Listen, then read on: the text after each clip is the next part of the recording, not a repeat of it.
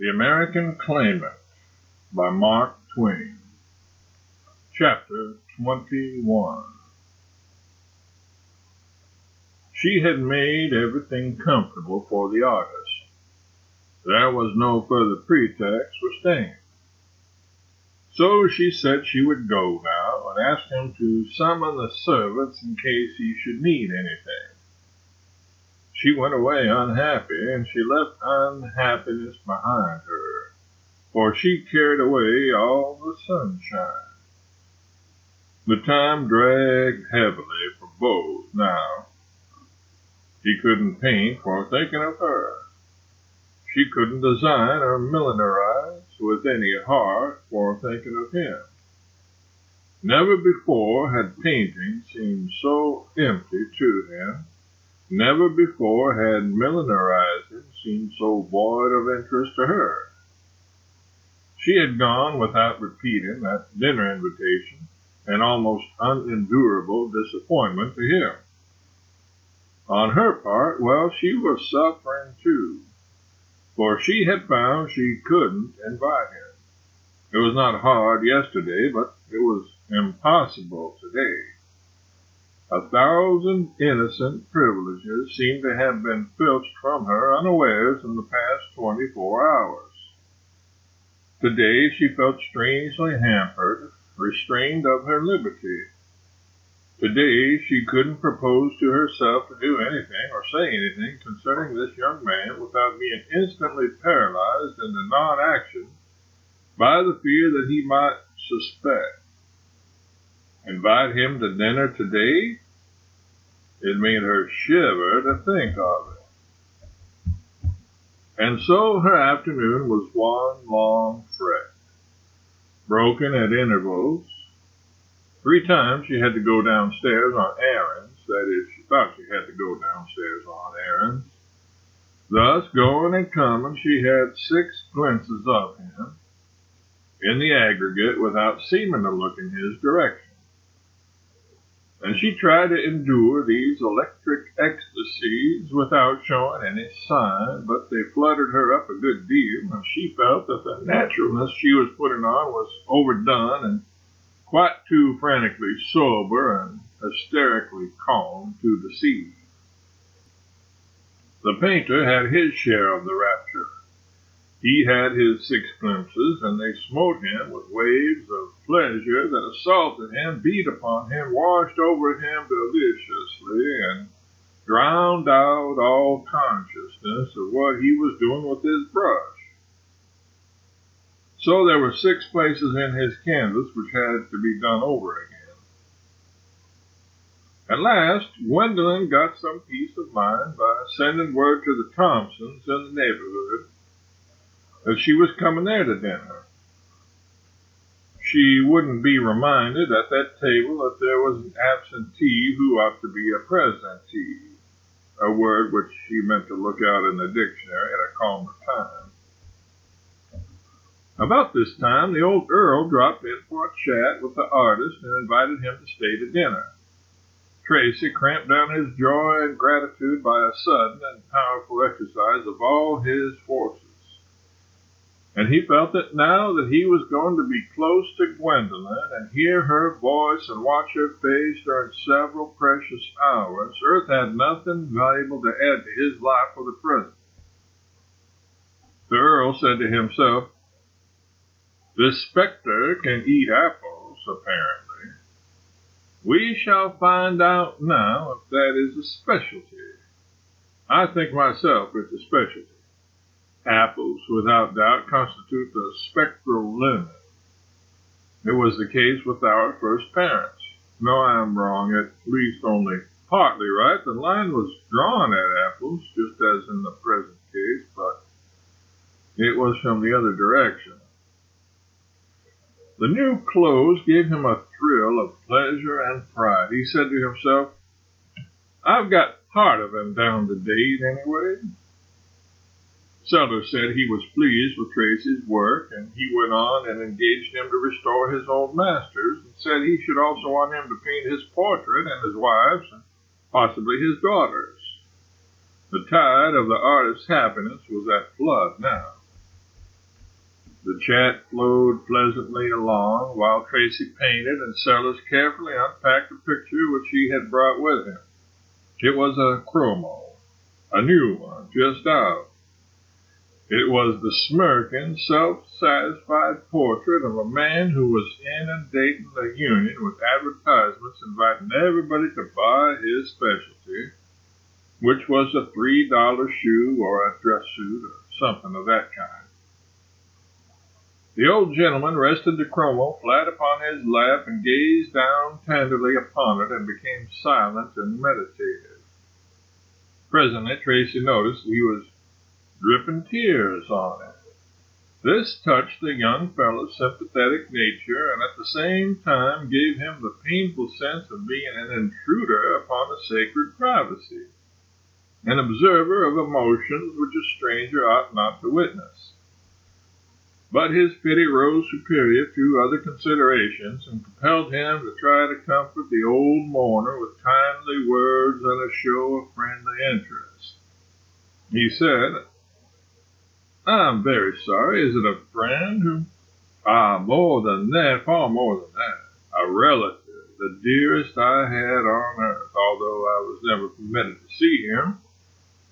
Yes, it is young Lord Berkeley, who perished so heroically in the awful conflagration." "Why, what is the matter?" "Oh, nothing. It was a little startling to be so suddenly brought face to face, so to speak, with a person one has heard so much talk about." "Is it a good likeness?"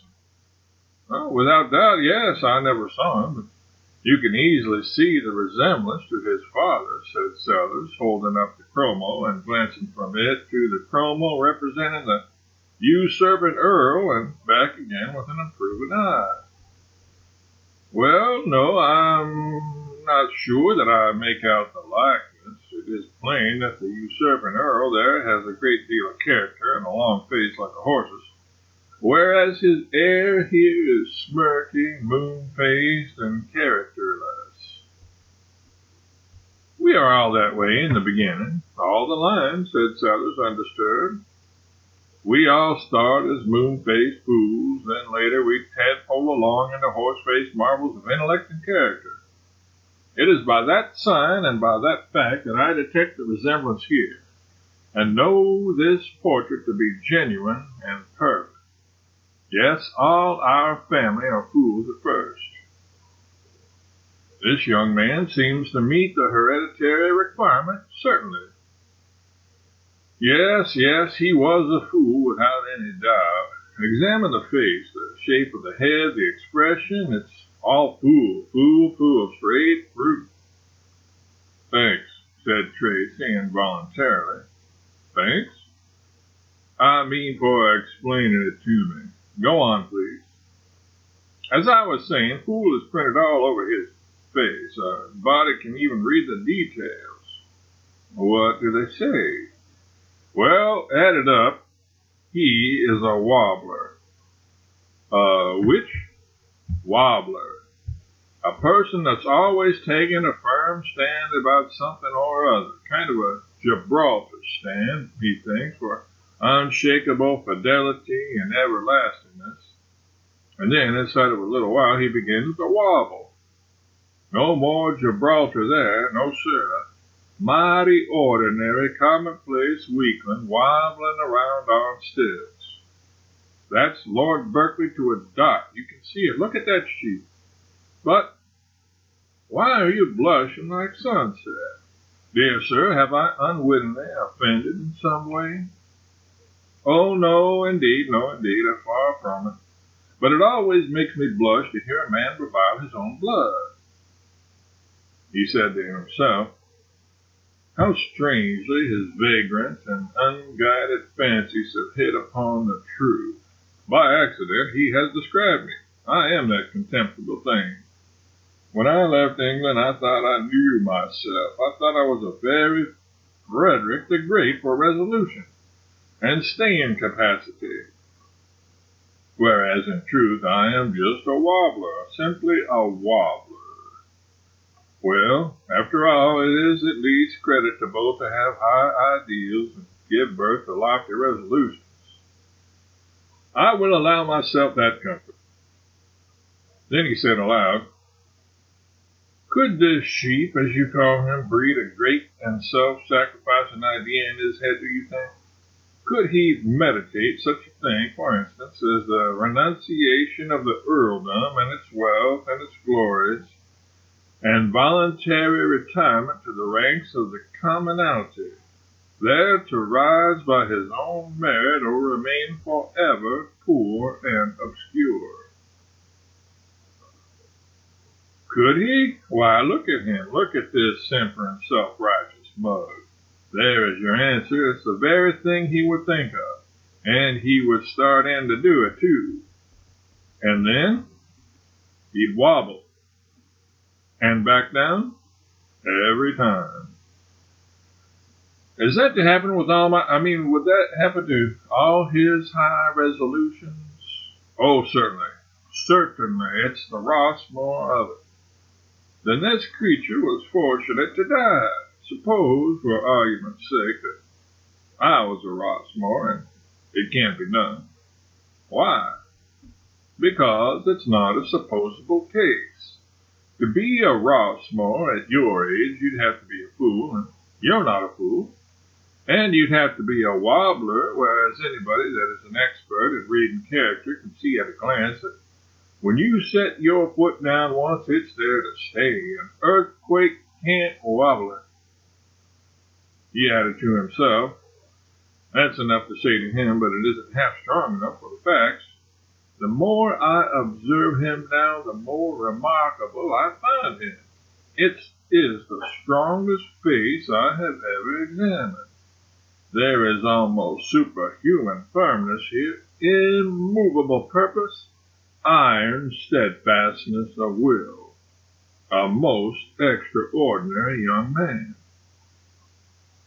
He presently said aloud, sometime I want to ask your advice about a little matter, Mr. Tracy. You see, I've got that young lord's remains. My goodness, how you jump. Oh, it's nothing. Pray go on. You got his remains? Yes. Are you sure they are his and not somebody else's? Oh, perfectly sure. Samples, I mean, not all of it. Samples? Yes, in baskets. Sometime you will be going home, and if you wouldn't mind taking them along. Who? I? Yes, certainly. I don't mean now, but after a while.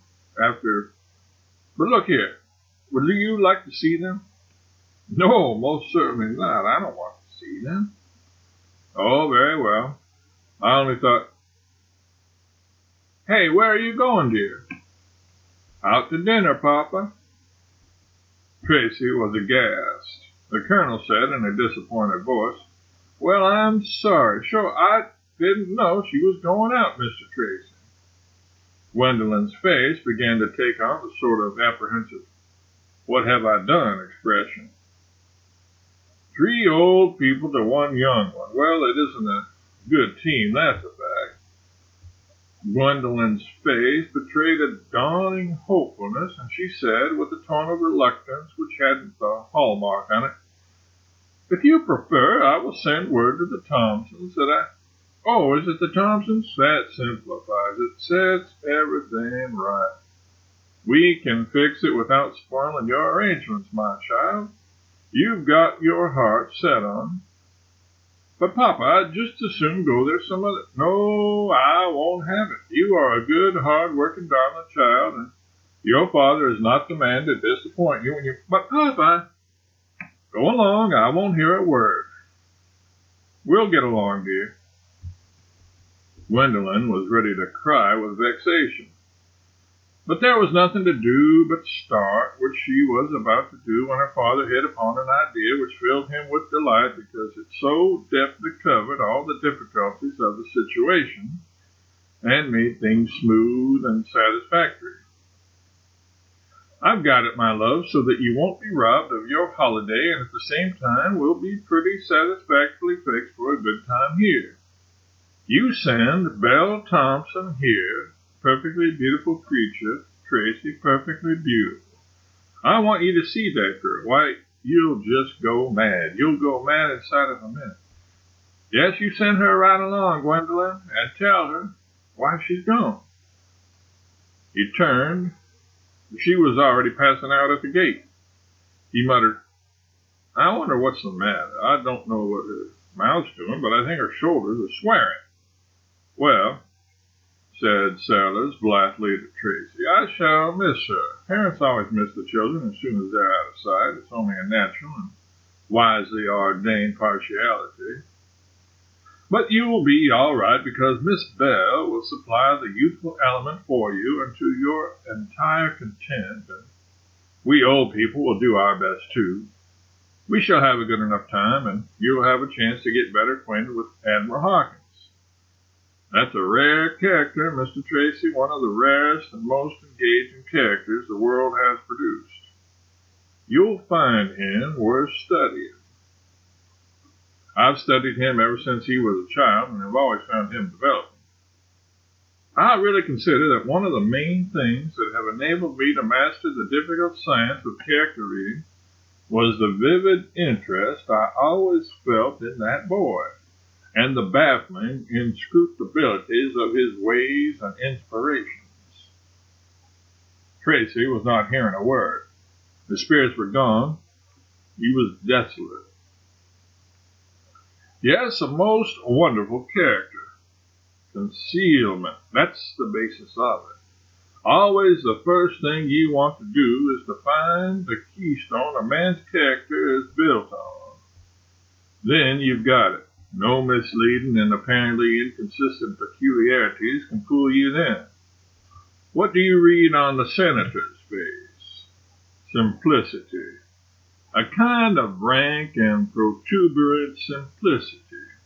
Whereas, in fact, that's one of the deepest minds in the world. A perfectly honest man, an absolutely honest and honorable man. And yet, without doubt, the profoundest master of dissimulation the world has ever seen.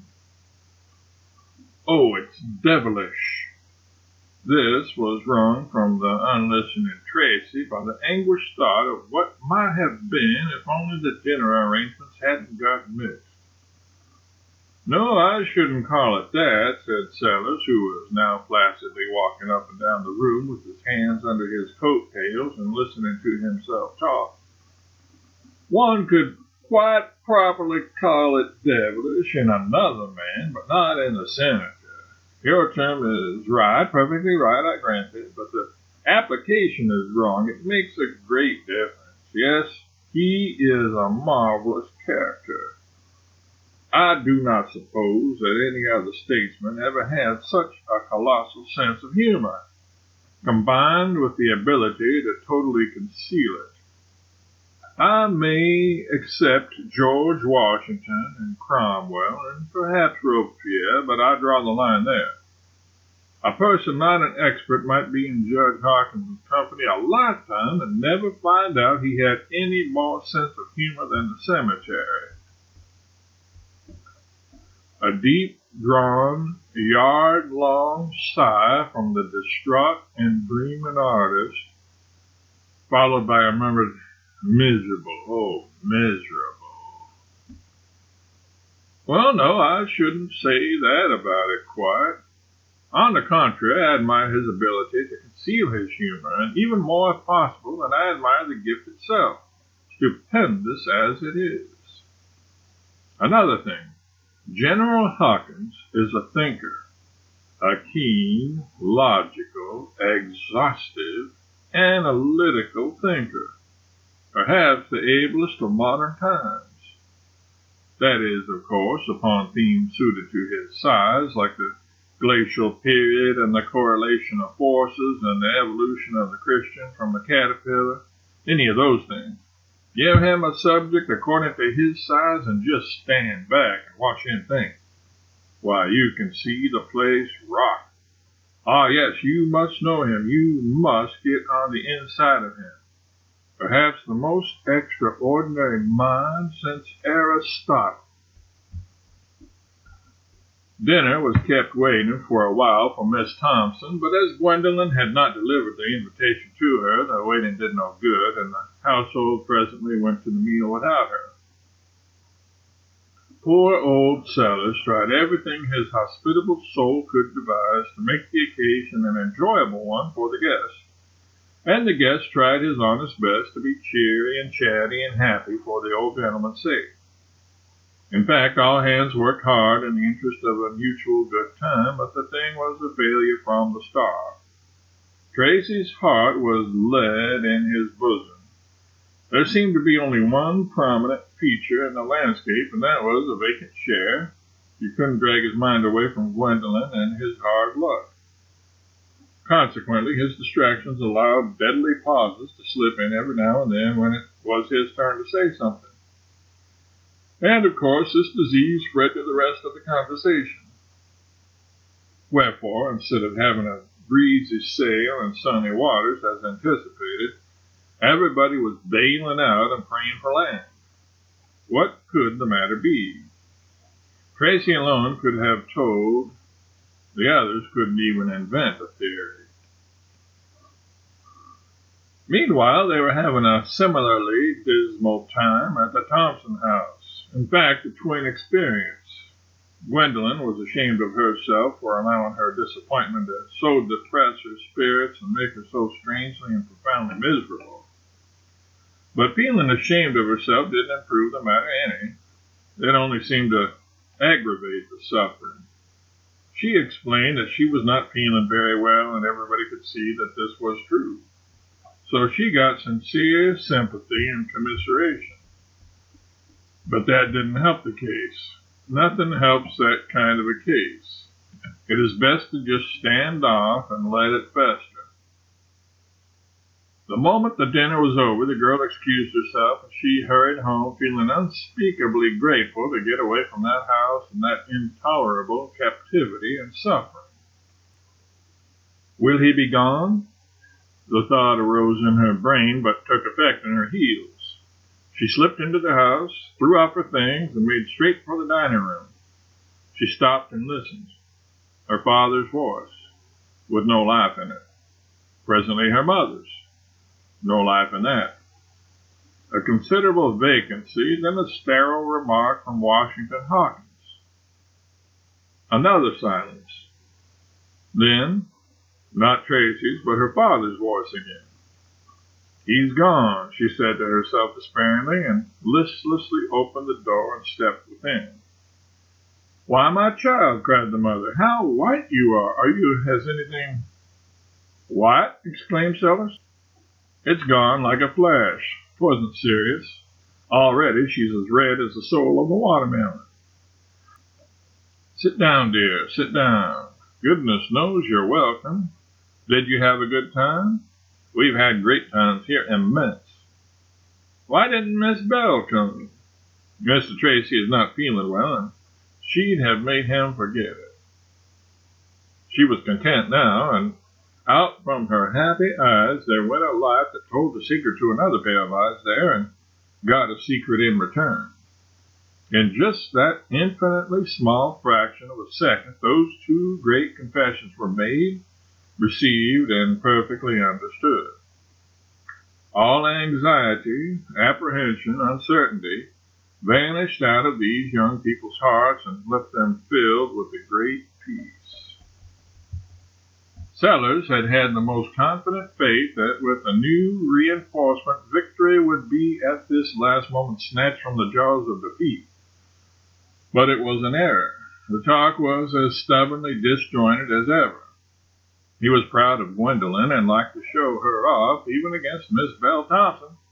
And here had been a great opportunity, and what had she made of it?